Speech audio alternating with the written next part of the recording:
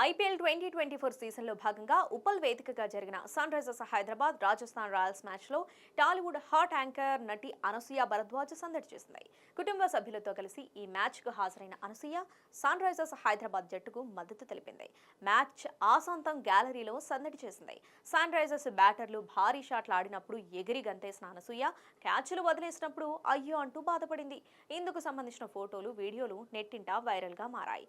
ఉనాద్గత్ వేసిన 15వ ఓవర్లో రియాన్ పరాగ్ 6 కొట్టగా లాంగ్ ఆన్లో అబ్దుల్ సమద్ క్యాచ్కు ప్రయత్నించినా అందలేదు. దాంతో అనసూయ ఇచ్చిన రియాక్షన్ వైరల్గా మారింది.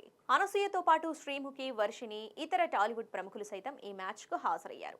ఆఖరి బంతి వరకు ఉత్కంఠగా సాగిన ఈ మ్యాచ్లో సన్ రైజర్స్ హైదరాబాద్ ఒక్క పరుగు తేడాతో సంచలన విజయాన్ని అందుకుంది.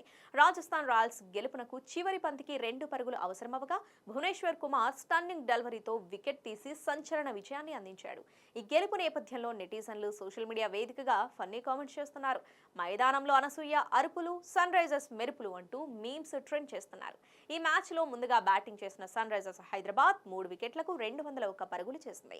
అనంతరం లక్ష్య ఛేదనకు దిగిన రాజస్థాన్ రాయల్స్ నిర్ణీత 20 ఓవర్లలో 7 వికెట్లకు 200 పరుగులే చేసి ఓటమి పాలైంది.